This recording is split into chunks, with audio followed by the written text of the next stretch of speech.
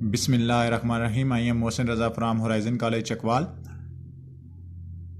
Iterative हमारे algorithms continue हुए थे जिसमें मैंने कहा था कि आइट्रेटिव का आपने रनिंग टाइम निकालना है, तो जिसमें लूप्स यूज़ होते हैं वो आइट्रेटिव होता है। तो उसमें मैंने एक और बात कही थी कि लूप्स अगर इनडिपेंडेंट हो, मतलब कोई आई और जे एक दूसरे पे डिपेंड ना कर रहा हो, इनपुट एन पे डिपेंड कर रहे हो, तो उनका टाइम डायरेक्ट आप क्या कर सकते हैं, मल्टीप्लाई कर सकते हैं। जितने लूप, हर ऊपर वाला लूप आपका आउटर होता है और उससे नीचे वाला उसका इनर लूप होता है, अगर ब्रैकेट ना भी लगी हो तो। लेकिन जो डिपेंडेंट लूप होते हैं उनका टाइम आप डायरेक्ट नहीं निकाल सकते। उनका टाइम निकालने के लिए आपको वैल्यूज पुट करनी पड़ती हैं। कोई ना कोई एक सीरीज़ बनती है, वो ज्योमेट्रिक सीरीज़ हो सकती है, वो अर्थमेटिक सीरीज़ हो सकती है, अर्थमेटिक सीरीज़ स्क्वायर हो सकता है, क्यूब हो सकता है, इस तरह।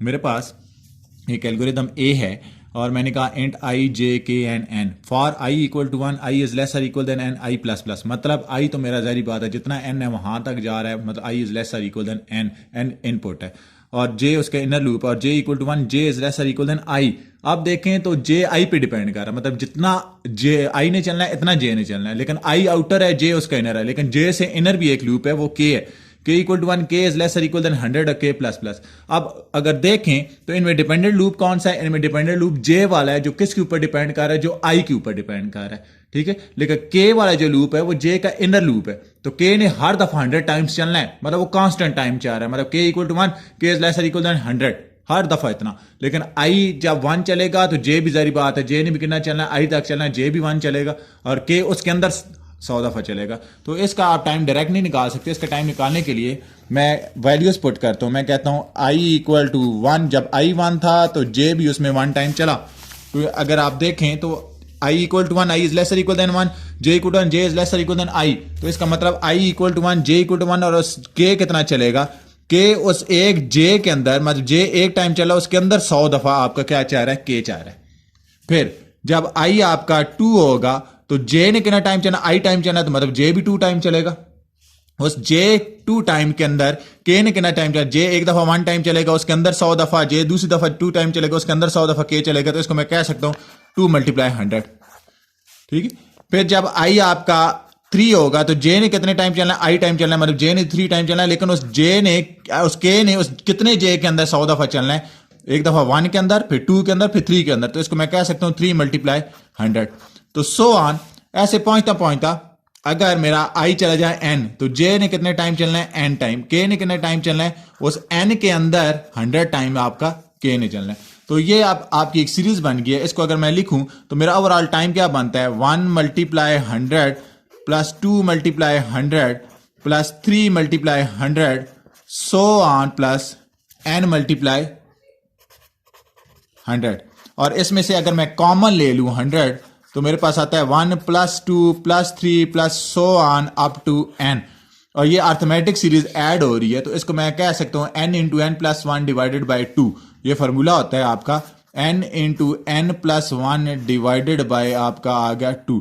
Constants are ignored, constant ignore किए जाते हैं। एन को मल्टीप्लाई करूं एन स्क्वायर प्लस एन, छोटी टाइम इग्नोर की जाती है, तो आपका टाइम क्या होगा, ऑर्डर ऑफ एन स्क्वायर, इस लूप का टाइम आएगा। ये जो मैंने ये आपको सॉल्व कराया। देन नेक्स्ट आपका यही मैंने इसी तरह सॉल्व किया, ये देखें जी आपका इसी तरह। अब चीजों के मैंने जो हो रहे थे वो सिंपल चीजें आपकी ऐड हो रही थी। मतलब क्या ऐड हो रहे थे, सिंपल चीजें 1 plus 2 plus 3 plus so on up to N. कई दफा चीजों के स्क्वायर ऐड होते हैं, कई दफा चीजों के क्या होते हैं, क्यूब ऐड होते हैं। तो ये मैंने एक सिंपल फॉर्मूला, अगर चीजों के सिंपल ऐड हो रही हैं 1 plus 2 plus 3 plus 4 so on up to N, या इस तरह ऐड हो रहा हूं N plus N minus 1 plus so on, N से आप 1 की तरफ प्लस कर रहे हो तो बात तो एक ही बनती है, 1 से एन करें या एन से 1 करें। तो इसके लिए फॉर्मूला होता है N into N plus 1 divided by 2। लेकिन अगर चीजों के स्क्वायर आपस में ऐड हो रहे हैं, मतलब 1 का square 1 plus 4 plus 9 plus 16 so on plus N square, वो किसी भी तरतीब में हो, आगे एन स्क्वायर से वापस हो या 1 से लेके एन स्क्वायर तक हो, तो उसके लिए फॉर्मूला क्या होता है N into N plus 1 into 2n plus 1 divided by 6। इसमें कांस्टेंट इग्नोर करें, छोटी टाइम इग्नोर करेंगे तो आपका टाइम निकल आएगा।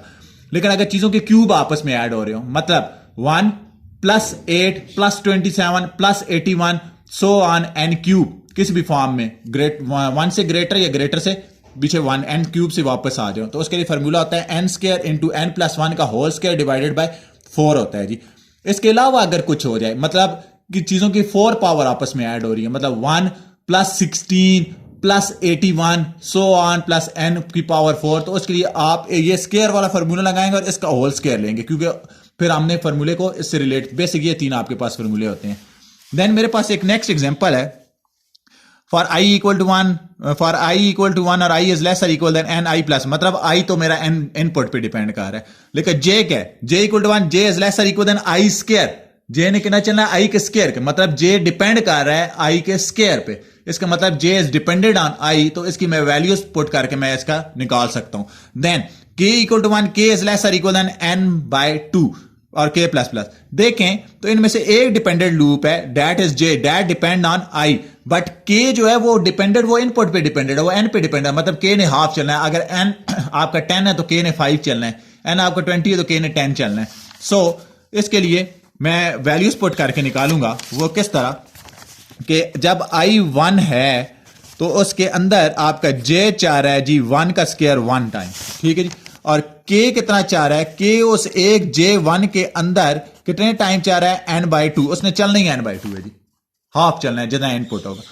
फिर आपका i अगर 2 चलता है तो j ने चलना है जी 4 टाइम, क्योंकि i के स्केयर तक चाह रहा है, अगर आप उसको कोड को देखें तो k ने कितना चलना है, उस j4 के अंदर k ने चलना है n बाई 2, मतलब एक दफा j के अंदर n बाई 2, फिर दूसरी दफा j के अंदर n बाई 2, तीसरी दफा j के अंदर n बाई 2, चौथी दफा j के अंदर n बाई 2, सो ऑन।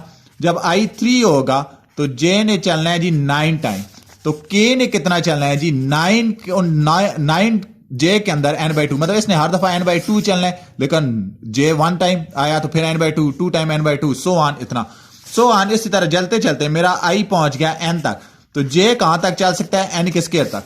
ये देखिए फार्मूला तो मैंने कहा था, j इज लेस और इक्वल देन i का स्केयर, सो ऑन।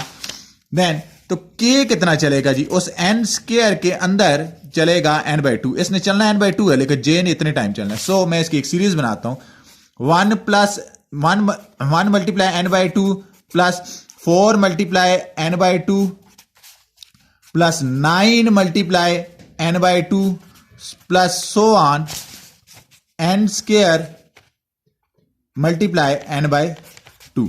तो इसमें से अगर मैं n बाई 2 कॉमन ले लेता हूं तो 1 plus 4 plus 9 plus so on n square, तो ये देखिए ये चीजों के स्केयर, 1 का स्केयर 1, 2 का स्केयर 4, 3 का स्केयर 9, आगे 16 आएगा, सो ऑन। तो चीजों के स्केयर जब आपस में हो रहे होते हैं तो अर्थमेटिक सीरीज कौन सी लगती है, स्केयर वाला फार्मूला लगता है, जो अभी मैंने कहा था। ये n बाई 2, तो ये बाहर वाला n बाई 2 तो इसका आउटर है जी, ये n बाई 2 तो इसका आउटर है, लेकिन अंदर फार्मूला लगेगा n into n plus 1 into 2n plus 1 divided by आपका आता है जी 6, ये फार्मूला लगा जो मैंने कहा था। इसमें से आप इसको अंदर मल्टीप्लाई करें तो ये बनता है n स्केयर प्लस n, इन सारे n को अगर मैं मल्टीप्लाई करूं तो बाहर वाला एक आपका आ जाता है n बाई 2 आ जाता है, और अंदर आपका आ जाता है जी n स्केयर प्लस n, इसको फिर मैं अगर मल्टीप्लाई करूं 2n प्लस 1 डिवाइडेड बाय 6 के साथ, तो ये आउटर वाला n बाई 2 है आपका, और अंदर क्या रह जाता है जी आपका 2n cube plus n square plus 2n square plus आपका n डिवाइडेड बाय 6। छोटी टर्म्स और कांस्टेंट इग्नोर किए जाएं तो ये कांस्टेंट है, ये इग्नोर हो गए, और बाहर n आ गया, और छोटी टर्म्स इग्नोर की जाएं तो ये भी इग्नोर, ये भी इग्नोर, ये भी इग्नोर, और कांस्टेंट वैसे इग्नोर, तो अंदर आ जाता है n क्यूब, तो आपका ओवरऑल टाइम आ जाता है ऑर्डर ऑफ n की पावर 4। ये आपके स्केयर टर्म्स ऐड हुई हैं। देन ये मैंने यहां भी सॉल्व किया हुआ है, इस तरह आप देख लें, यहां फर्दर आपको यहां क्लियर है, इसमें वैल्यूज पहले से पुट हुई हैं, आपको इंशाल्लाह समझ आ जाएगी। इसके अलावा एक याद रखना कि फॉर लूप से ज्यादा while loop 1 time greater run होता है जी, ठीक है। फॉर लूप में आप कंडीशन रन विद कंडीशन, और वाइल लूप में एक्स्ट्रा टाइम चलता है, वो मैं आपको बताऊंगा। ये देखें मैंने कहा है कि अगर ब्रैकेट ना भी लगे हुए तो हर ऊपर वाला लूप आउटर होता है, नीचे वाला इनर होता है, ठीक है जी। देन इसी तरह एक मेरे पास एल्गोरिदम है ए, और i इक्वल टू 1 से लेके n तक चाह रहा है, लेकिन i का इंक्रीमेंट क्या है, i मल्टीप्लाई 2, और सी आउट होनी चाहिए जी, छुट्टी नहीं करनी। फॉर एग्जाम्पल सी आउट तो कुछ भी हो सकता है, होराइजन हो सकता है, MS हो सकता है, जो आप प्रिंट कराना चाहिए, तो ये कितने टाइम चलेगा। अब इसके लिए मैं अगर आपको फॉर एग्जाम्पल मैं n लेता हूं 16 लेता हूं जी। अब लूप किस तरह चल रहा है, i इक्वल टू 1 चाह रहा है, 1 is less or equal less than 16, equal नहीं चले, इक्वल तक ना भी चले तो i फिर हो जाएगा i मल्टीप्लाई 2, आई 1 था तो अब आई हो गया 2। Next time I equal to 2 हो गया, 2 इज लेस देन 16 तो फिर हो जाएगा आई 2 था, 2 मल्टीप्लाई 2 4 हो गया। फिर देखिए जी 4 आई इक्वल टू 4 और 4 इज लेस देन 16 और 4 मल्टीप्लाई 2 आपका आई 8 हो गया। Then I equal to 8, 8 is less than 16, अब 16 हो गया। आई इक्वल टू 16, अब लूप ये नहीं चलेगा, चले इक्वल था तो चल भी जाएगा। तो ये कितने टाइम चला जी? 1 time, 2 time, 3 time, 4 time, 4 time. तो अब आप जंप की तरफ, आप उस जो भी चीज है जो आपका n है, n अगर 16 है तो आप उसकी तरफ 2 के जंप पे जा रहे हैं। मतलब पहले आप आई 1 था तो आप चले, फिर आई 2 हुआ, फिर 4 हुआ, फिर 8 हुआ, फिर 16 हुआ, सो ऑन। अगर चले इक्वल होता तो तब भी ये 16 लेस इक्वल 16 तक चल जाता। तो मतलब जब आप किस चीज की तरफ जंप पे जाते हो, 2 के जंप पे जाते हो, तेजी की तरफ जाते हो, तो उसका हमेशा लॉग इन टाइम होता है जी, ठीक है। और फॉर लूप में हमेशा याद रखना, फॉर लूप में अगर यहां लिखा हुआ है आई इक्वल टू आई मल्टीप्लाई 2 या सिंपल लिखा हुआ है आई मल्टीप्लाई 2, तो मतलब आप उसकी इनपुट जो n है उसकी तरफ आप 2 के जंप पे, या आई मल्टीप्लाई 3 लिखा तो 3 के जंप पे जा रहे हो, आई मल्टीप्लाई 4 लिखा तो 4 के जंप पे जा रहे हो। ज्यादा तेजी से वो चीज कम हो जाएगी, तो उसका हमेशा टाइम फॉर लूप में उसका टाइम होता है जी लॉग इन होता है। तो इसका टाइम होगा ऑर्डर ऑफ log 2n। ये 2 ना भी लिखा हो तो बाय डिफॉल्ट इससे 2 लिया जाता है, लेकिन मैं यहां मेंशन कर रहा हूं बाय डिफॉल्ट हमारा log 2n होता है। लेकिन अगर आई मल्टीप्लाई 2 था तो यहां 2 लिखे। अब देखें तो मेरा n 16 था, अगर मैं log 2 16 लूं बच्चे तो ये बनता है log 2 की पावर 4, तो 4 टाइम, मतलब इसका आंसर 4 आता है, 4 टाइम रन होना चाहिए। ये देखें 1 2 3 4 अप्रोक्सीमेट हम करते हैं तो ये 4 टाइम जा रहा है। तो इसका मतलब इसका टाइम आपका क्या होगा? इसका टाइम होगा ऑर्डर ऑफ log 2n। ये मैंने लिखा हुआ है log 2n is less then order of n। जाहिर बात है जी, ऑर्डर ऑफ n अगर आपका ऑर्डर ऑफ 16 था तो 16 का log 2 लो तो 4 आता है, तो हमेशा log कम होता है ऑर्डर। और आई मल्टीप्लाई 3 होता तो मैं log 3n लिखता, आई मल्टीप्लाई 4 होता तो log 4n लिखता, आई मल्टीप्लाई 5 होता तो log 5n लिखता, ठीक है जी। तो फॉर लूप में यहां पे अगर आई मल्टीप्लाई 2 है तो log 2n, आई मल्टीप्लाई 3 है तो log 3n, क्योंकि आप 2 के 3 के जंप पे जा रहे हो, वो चीज ज्यादा जल्दी कम हो रही है। तो याद रखना log 2 बड़ा होता है log 3 से, log 3 बड़ा होता है log 4 से।